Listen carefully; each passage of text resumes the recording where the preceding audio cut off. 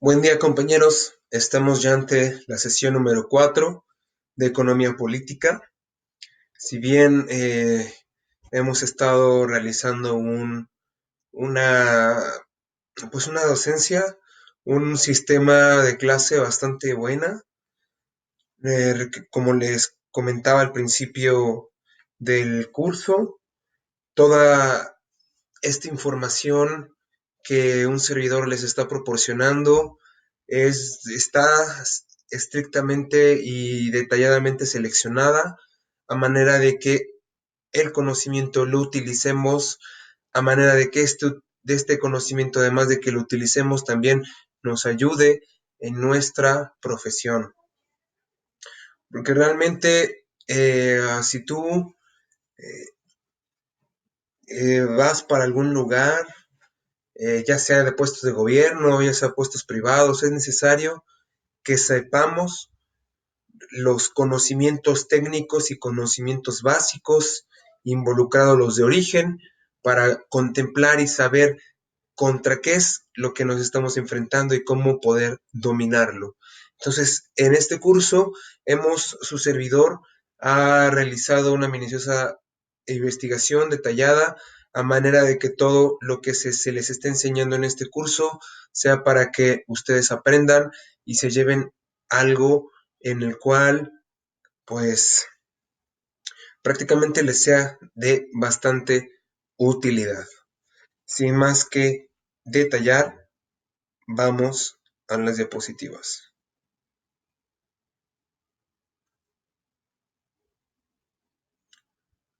Nos quedamos en teoría de valor según Marx. Acuérdense que habíamos visto las teorías de valor según Adam Smith, según David Ricardo, y luego Karl Marx, y aquí es en donde estamos. Voy a colocarme de este lado. Bien. Abundantemente, la teoría de valor, vista desde las tres áreas de las perspectivas de estos autores, nos habla que cada persona es aquella que le da un valor intrínseco a un objeto, a algún bien y servicio, pero que este mismo valor va fundamentado y toma como base el esfuerzo en el que se lleva a cabo el modo de producción para obtener ese objeto. Hablamos de cuántas horas y de cuántos esfuerzos se tiene que utilizar o llevar a cabo para la creación de dicho objeto. Una vez que sea eso, se le puede denominar o se le puede dar el valor neto de ese objeto. Bien, entonces vamos a continuar.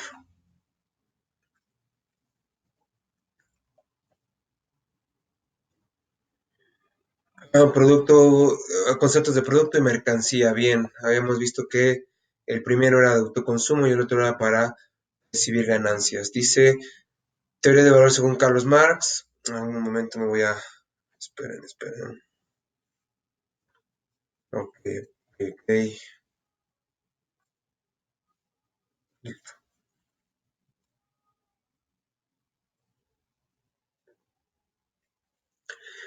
Tiempo, valor y productividad. Aquí ya hemos visto cómo nos habla acerca del valor de uso, el valor de cambio, tiene el producto ya sea para autoconsumo o producto ya sea para la venta o para percibir ganancias, como ya lo habíamos comentado. Dice, tiempo, valor y productividad. Para Karl Marx, el tiempo, el valor y la productividad son bastante importantes para obtener ganancia o para obtener o lograr el objetivo deseado según el producto o servicio que se quiere realizar. Bien, dice, el tiempo no es una medida exacta del valor, según Marx. Esto es que el tiempo no va a valer lo mismo que en un producto o en otro producto. Esto es, nadie, absolutamente nadie puede ponerle un valor al tiempo. Nadie, absolutamente nadie, es imposible que alguien pueda darle un valor al tiempo. Entonces el tiempo no es una medida exacta del valor. Tal vez en función de crear objetos se puede tener ahí o para realizar algún ejercicio una labor en un cierto horario, tal vez puedes ponerle el valor al tiempo, pero como tal, el tiempo no va a tener nunca un valor exacto.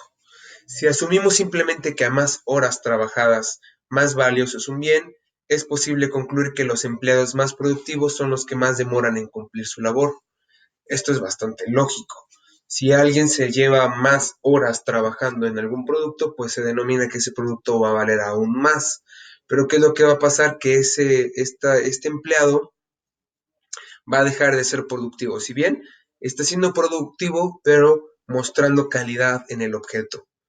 Pero a gran necesidad de cumplir más calidad, pues menos es la producción que éste va a sacar y pues obviamente él no lo va a lograr sacar la cuota diaria o no va a lograr eh, pues ser totalmente productivo haciendo más producto, entonces, o el bien que esté produciendo. Es ahí que no solo el hecho de que una persona se lleve más horas haciéndolo o que si se lleva más horas haciendo un bien, no quiere decir que sea más valioso, sino que también hay que tomar en cuenta los modos de producción, qué tanto influencian, qué materiales son los que se obtienen para la realización de dicho bien y sobre eso pues el valor va aumentando, así como de técnicas o algunas cuestiones de herramientas que no sean tan comunes, es cuanto pues va a incrementar el precio un bien. Sin embargo, la realidad es que una persona es más eficiente que otra si logra realizar la misma faena en menos tiempo. Por esa razón, Marx considera que debe tomarse como medida del valor las horas hombres promedio requeridas en la industria, es decir, se calcula una media con los datos de todas las empresas que fabrican un determinado bien. Aquí es muy importante con esto. Se supone que lógicamente nos interesaría que por algún bien que nosotros hagamos nos paguen pues muchísimo más. O sea, estaría excelente que en un bien que nosotros hagamos el ejemplo de hacer tenis, si nos acotamos estrictamente a lo que nos dicen de que el valor aumenta según el tiempo dedicado para la producción de un bien, nos va a convenir bastante porque podemos dedicar a nuestros tenis de forma artesanal hasta 20 horas y por esas 20 horas podemos obtener una ganancia remunerada absolutamente cotizable. Entonces, pues es obvio que nos interesa bastante, pero ¿cuál es la otra parte? Que a veces, pues en 20 horas estaré yo haciendo tal vez en una semana alrededor de 2 pares y trabajo de lunes a viernes, tal vez 2 pares y medio por ahí. Si trabajamos de 8 horas, serían por 5. Estaríamos viendo alrededor de casi 2 pares por semana. Entonces, a lo mejor ese tipo de ganancias no nos convendrá mucho porque volvemos a lo mismo, trabajaremos. Si estamos comenzando, pues no, absolutamente no nos convendrá este tipo de modos de producción porque absolutamente no nos va a dejar nada. En lugar de ser más productivos y de sacar más pares de tenis para que podamos venderlo y en ese sentido podemos tener ya una ganancia fija y una ganancia que esté creciendo, pues absolutamente solamente vamos a ver ganancia que se va a estar inyectando a sí misma y nuestro crecimiento no va a ser constante, sino que va a ser indeterminado y pues va a ser loable, ¿no? Va a ser sondeable, va a ser en un momento sí y en un momento no, va a ser totalmente,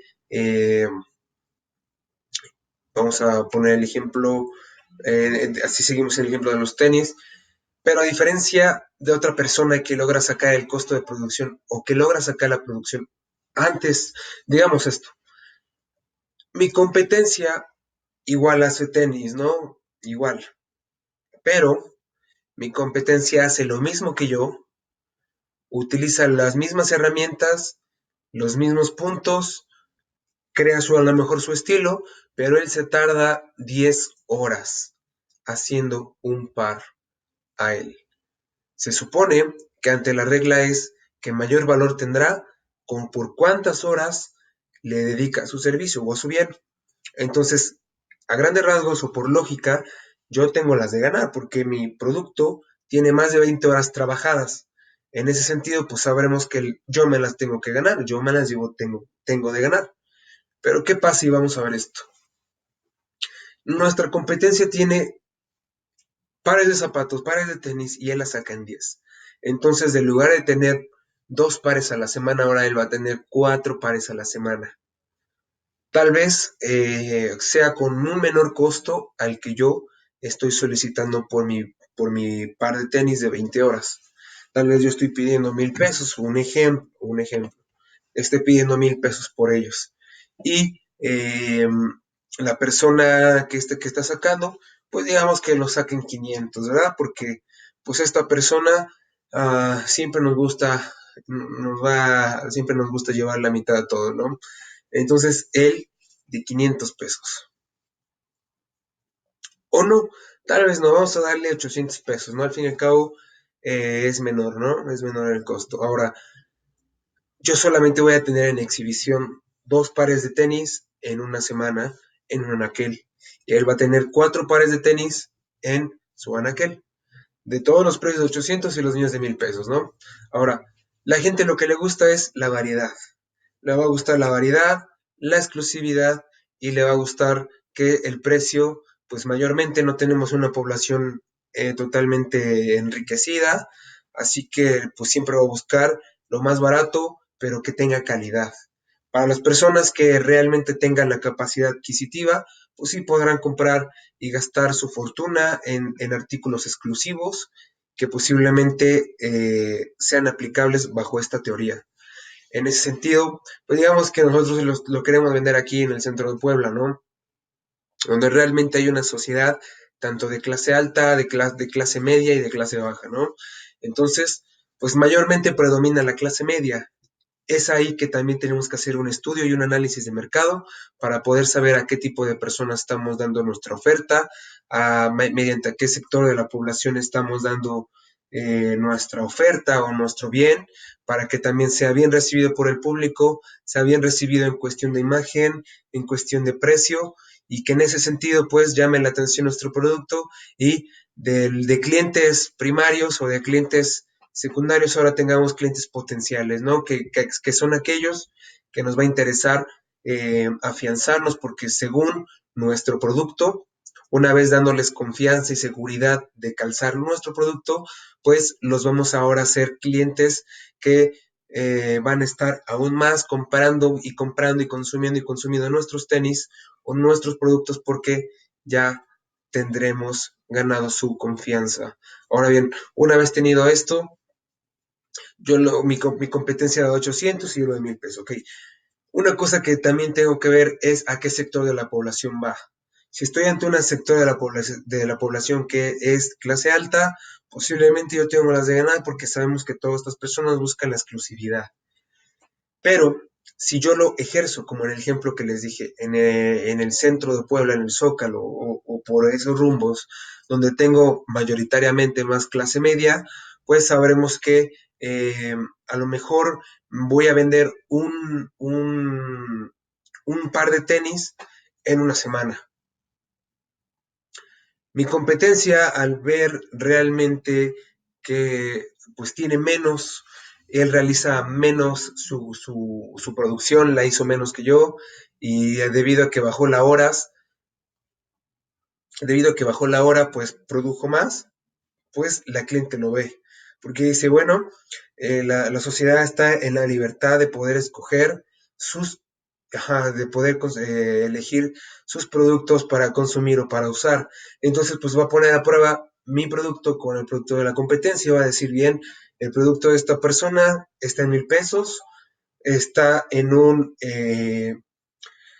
precio considerable y la parte de la competencia pues es el mismo tenis o es la misma silueta, es la misma forma, pero este vale 800 y me promete también mejor calidad o me promete una calidad.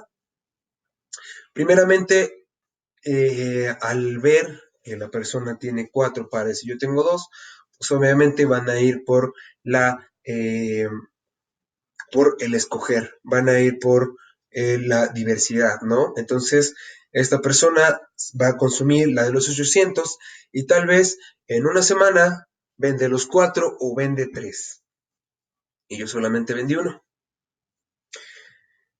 ¿Qué es lo que pasa? Que para la otra semana yo ya voy a estar preparado para vender otros 2 y él otros 4.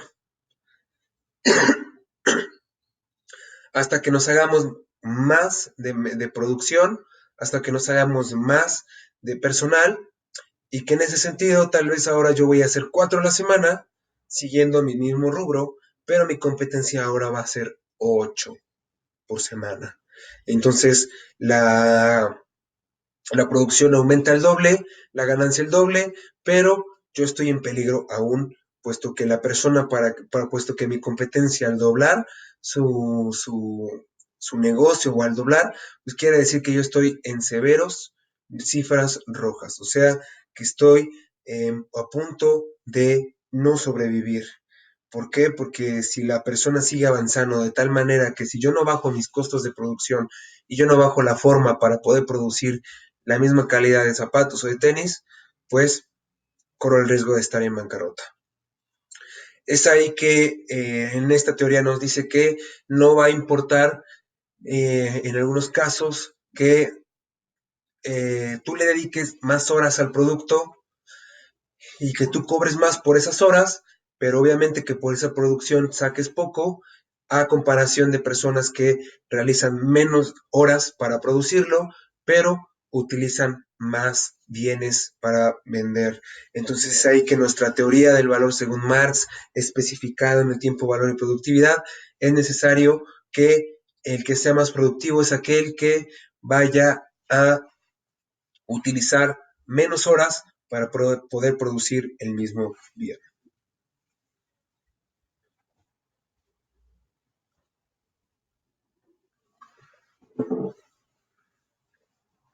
Sesión 4. Ahora sí pasamos a lo que nos corresponde. Sistemas de producción. Vamos a detallar todo lo que hemos visto en la clase anterior. Vamos a dejarlo clave.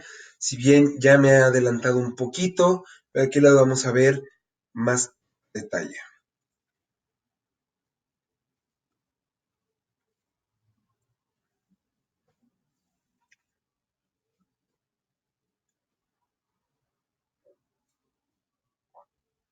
Sistemas de producción dice, se denomina producción a cualquier tipo de actividad destinada a la fabricación, elaboración u obtención de bienes y servicios. De nuevo, y esto va a venir en el examen. Se denomina producción a cualquier tipo de actividad destinada a la fabricación, elaboración u obtención de bienes y servicios. Es más, lo voy a resaltar.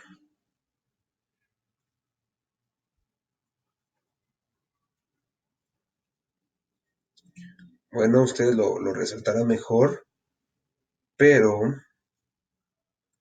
esto es lo que tenemos que aprendernos también.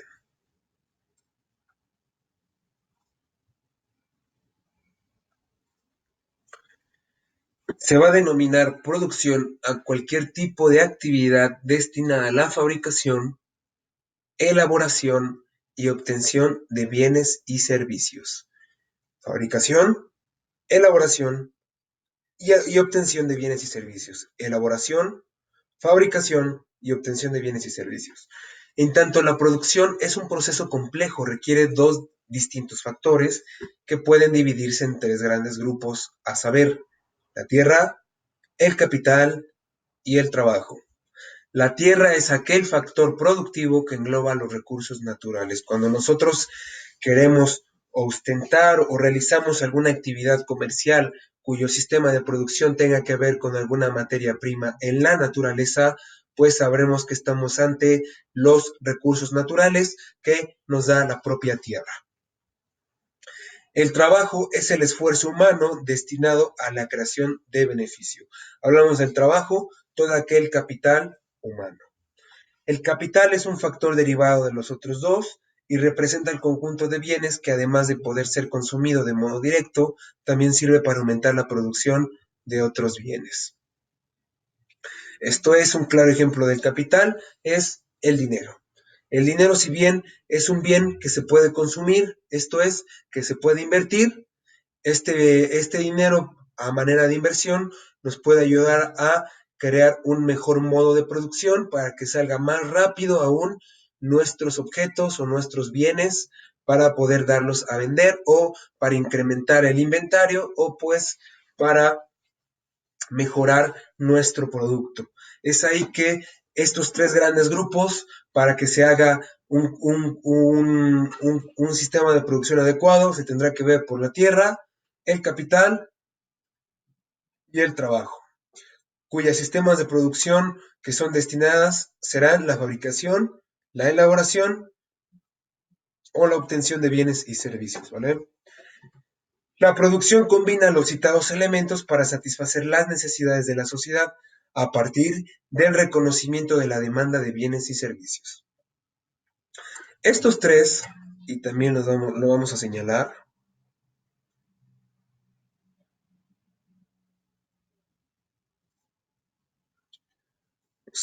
con otro color, o señalar la tierra, el trabajo y el capital.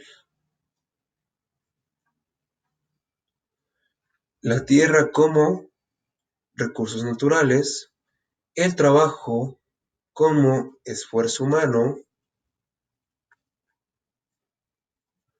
y el capital, aumentar la producción y ser consumido. Perdón ahí por la temblorina, pero es para que tengamos un buen resultado. Entonces vamos a ver que los tres grandes factores o grupos para que se dé el sistema de producción tendrá que ver por la tierra, el trabajo, el capital, que tiene que ver por los recursos humanos, perdón, por recursos naturales o recursos materiales para la creación de nuestro producto, el esfuerzo humano, que es aquel que va a estar destinado para la producción y elaboración del mismo, y el capital, que es aquel en donde vamos a capturar dinero o economía para una inversión y para que se pueda mejorar los sistemas de producción a manera de que podamos tomar ventaja y multiplicar nuestras ganancias. Vamos con la evolución de los sistemas de producción. La evolución de los sistemas de producción. Si bien ya tenemos claro a grandes rasgos qué son los sistemas de producción y cómo se utilizan en la actualidad, ahora vamos a ver un poco acerca de la evolución que han tenido y cómo en cada una de estas áreas se ha visto inmiscuido. Y comenzamos primeramente con la comunidad primitiva. Dice, en la que la mayor parte de los medios de producción y especialmente la tierra son de propiedad común. En él, los hombres semisalvajes luchaban indefensos ante las fuerzas naturales. Sus alimentos consistían en frutos, vegetales y raíces. Hace 9 o 10 mil años aparece la división del trabajo, debida fundamentalmente al descubrimiento de la agricultura, la cual convierte al hombre en un ser sedentario. La agricultura constituye un paso muy importante en el desarrollo de las fuerzas productivas. Como primer sistema de producción se encuentra la agricultura. Primeramente cuando se llegó a poblar el mundo, cuando llegó esta parte de ser nómadas, a ser sedentarios, primeramente la persona o el neandertal o el ser humano en la antigüedad tenía la capacidad para sobrevivir en cualquier ambiente, ¿no? Su sentido de supervivencia hizo que experimentara con su medio ambiente, con su entorno, y que de esta manera pudo haberse dado la evolución. Es ahí que estos no nómadas que venían poblando un lugar específico en la tierra, y luego al agotar todos los sistemas de producción, al agotar todo el alimento, fueron así brincando, yéndose de lugar en lugar, al momento de cuando se le ocurre ver que una determinada semilla plantada vuelve a brotar, se da cuenta que puede explotar algo que se le denomina agricultura. Primeramente la agricultura surge para el autoconsumo y posteriormente empieza a fungir como un sistema de producción muy importante para la venta. Tenemos claro que para la propia subsistencia Esto es que cuando estas personas dejaron de ir de un lado a otro, se dieron cuenta que pudiesen estar totalmente ahí establecidas y podrían jugar con su supervivencia, estableciendo estos alimentos que a ellos le dejaran la misma supervivencia.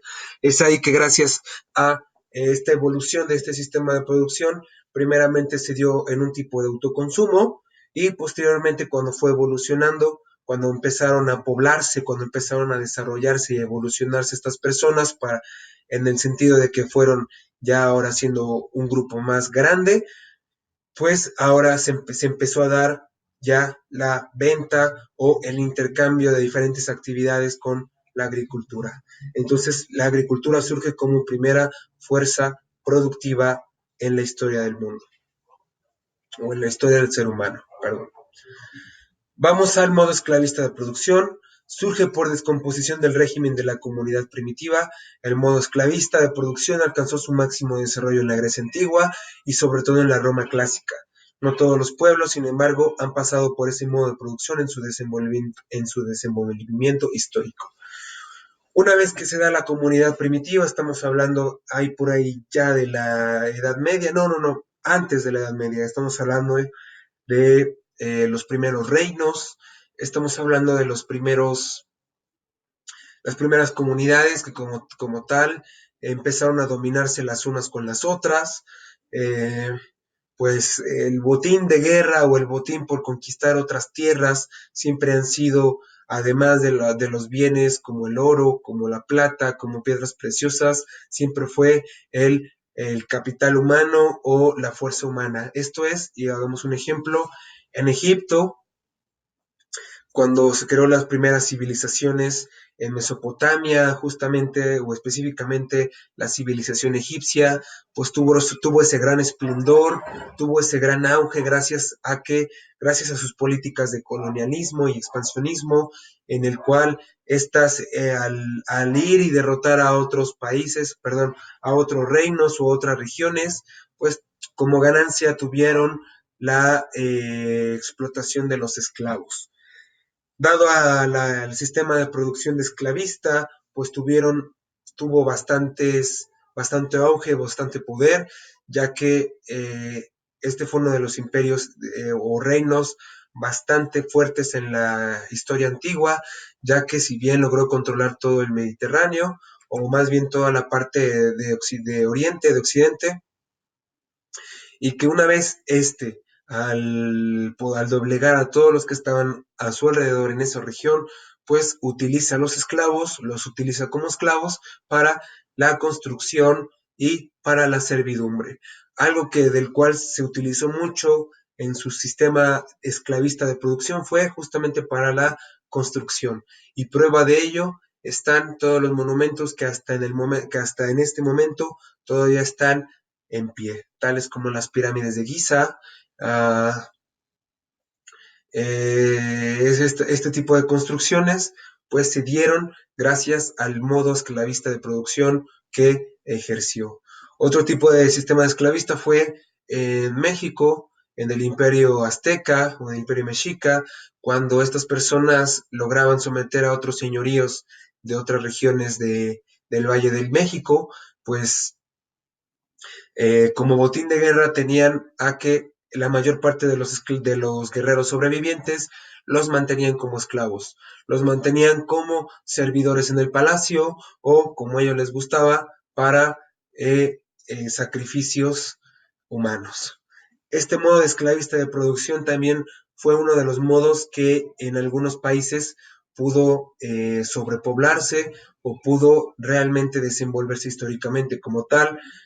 Estamos hablando de lo que conocemos como Jamaica, lo que conocemos como Cuba, lo que conocemos como Bermudas, lo que conocemos como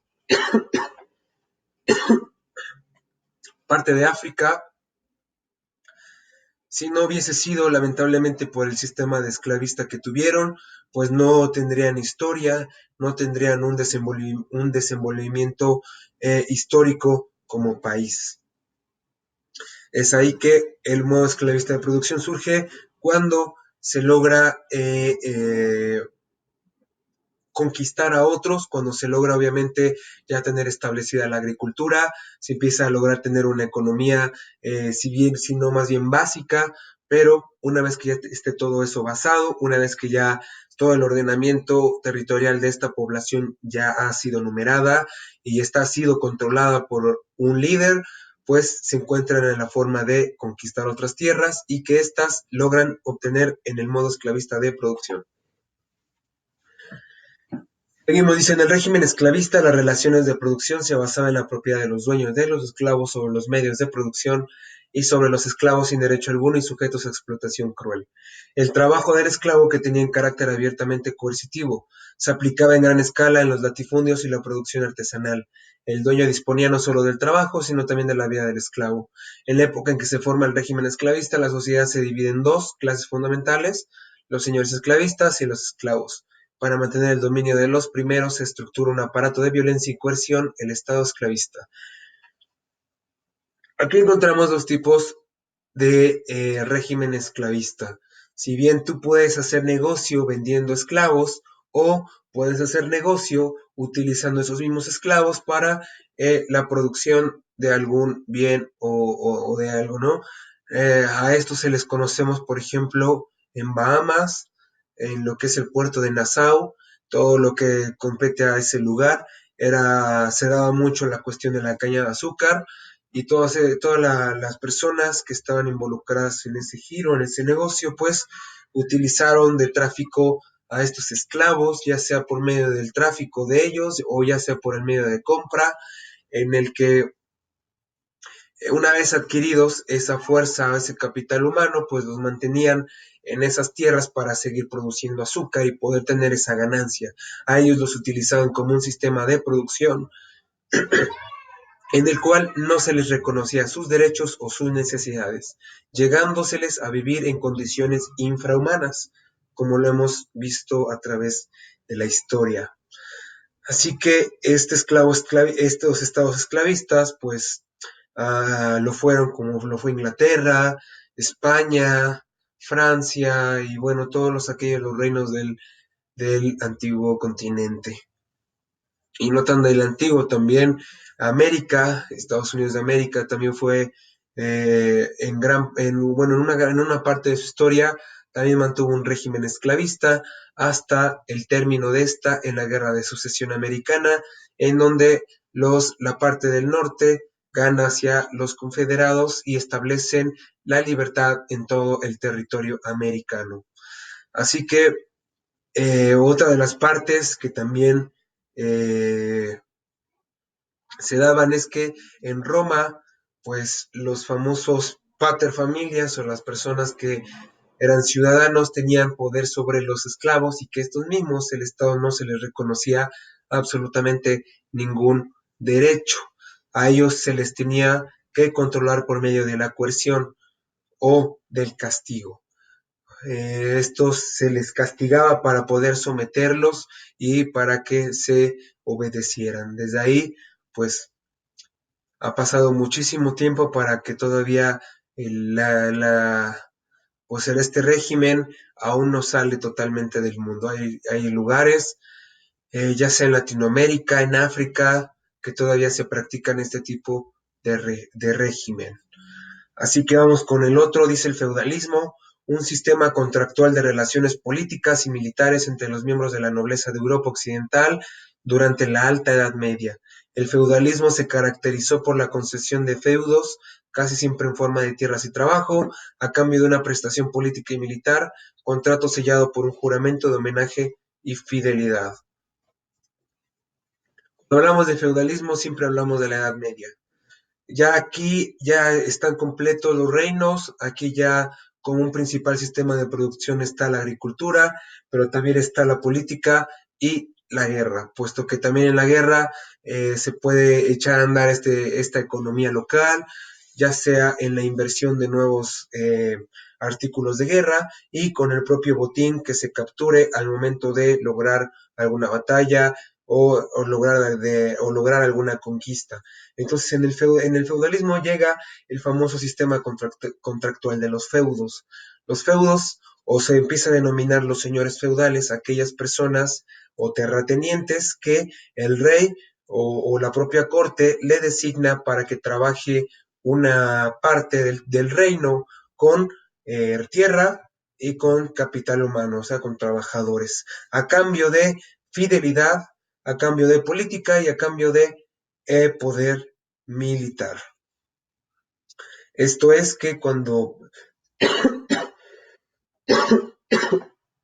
una disculpa, esto es que para que el rey no se sintiera absolutamente solo al momento de ser invadido o atacado, pues echaba mano de los señores feudales para que estos llegaran en apoyo de este reino con obviamente sus ejércitos individuales para que estos bajo la mirada o bajo la dirección de una bandera o de un reino pudiesen ser totalmente defendidos o combatidos ante la invasión. Es ahí que llega el feudalismo como una nueva forma de sistema de producción en la Edad Media.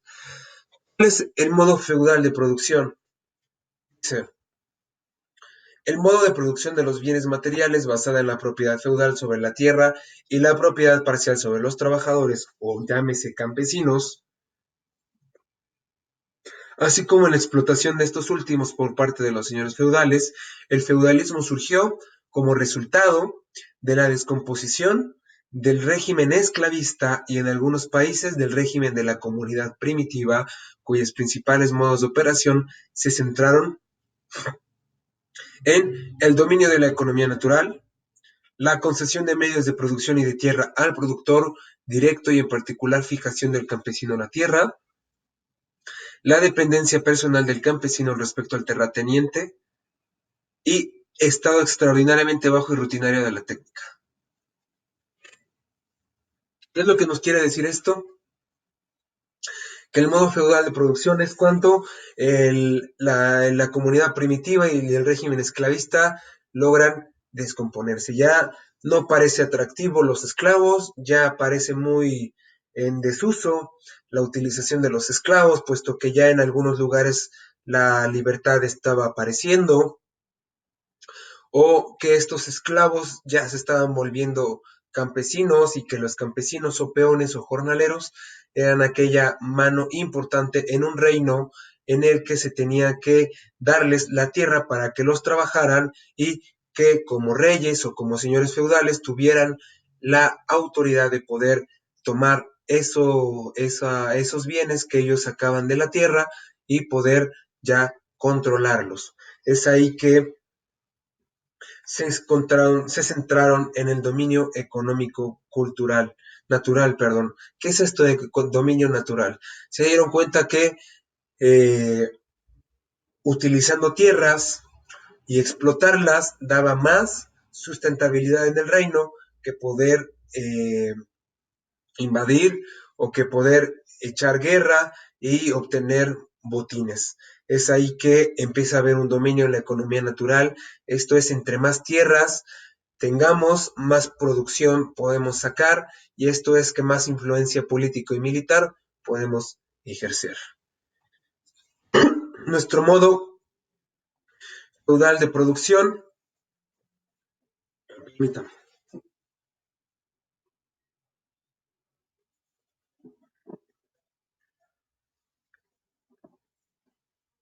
nuestro modo feudal de producción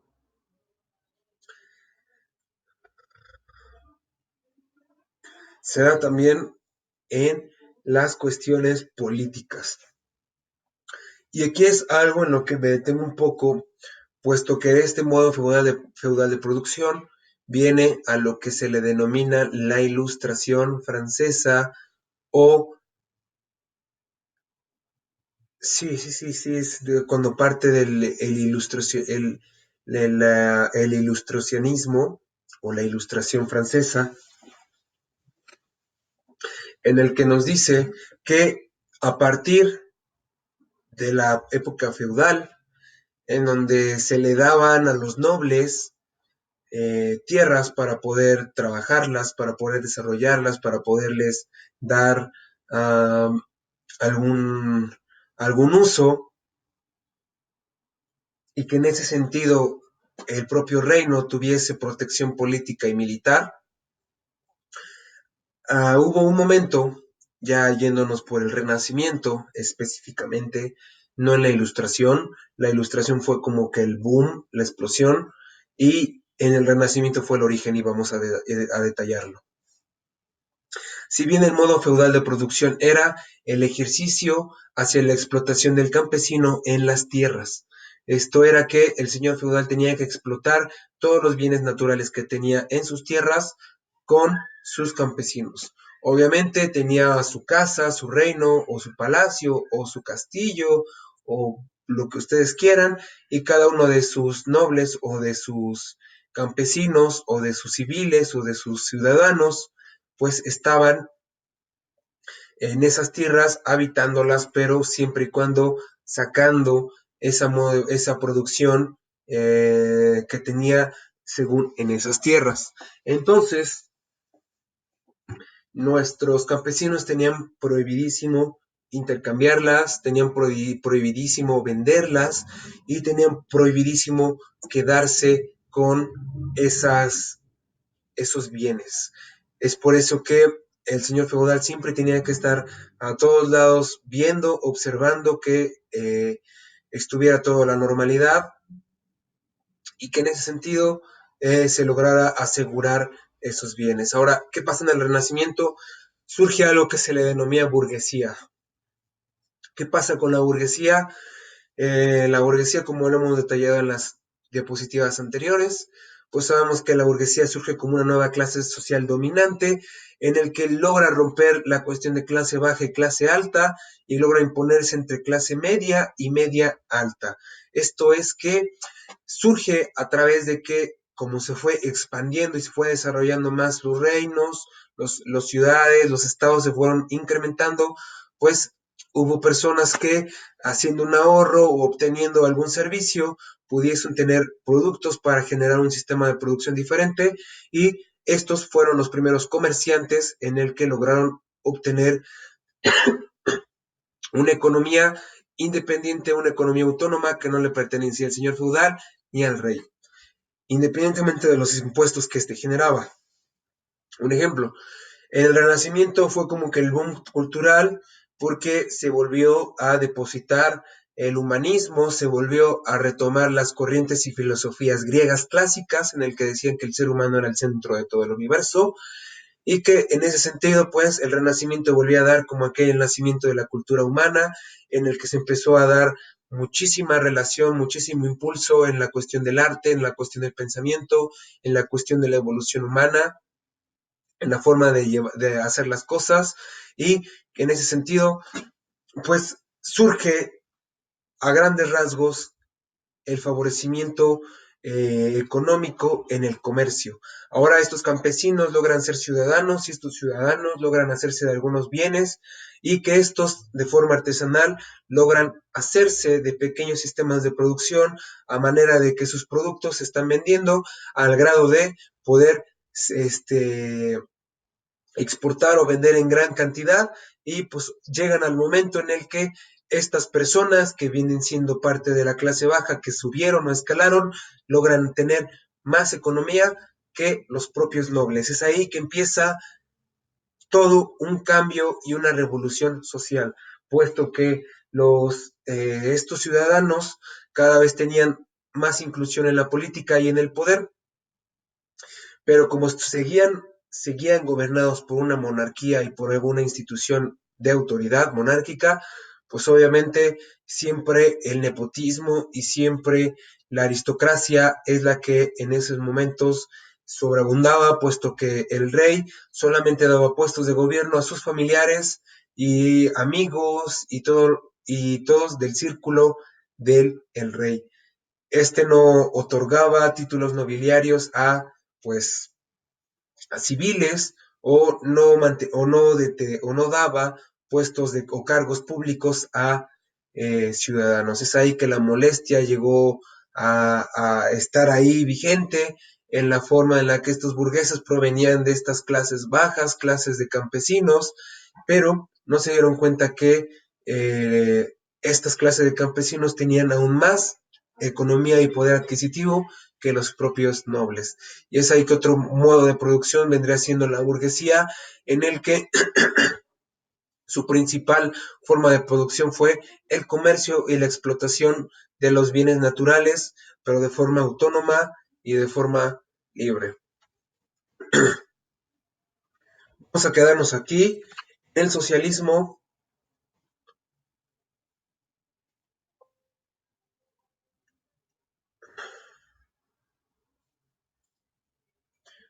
vamos a poner la sección,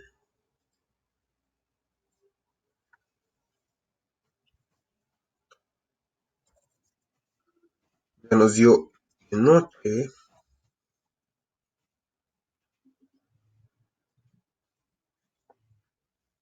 sección cuarta, bien.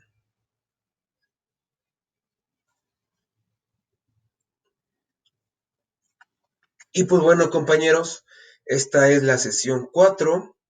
Estaremos pues ya en preparativos para la sesión sexta.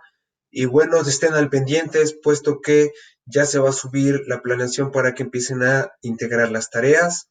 No se preocupen, tenemos muchísimo tiempo para estarlas entregando. Sin más por el momento, les deseo que tengan un buen día y nos vemos hasta la próxima.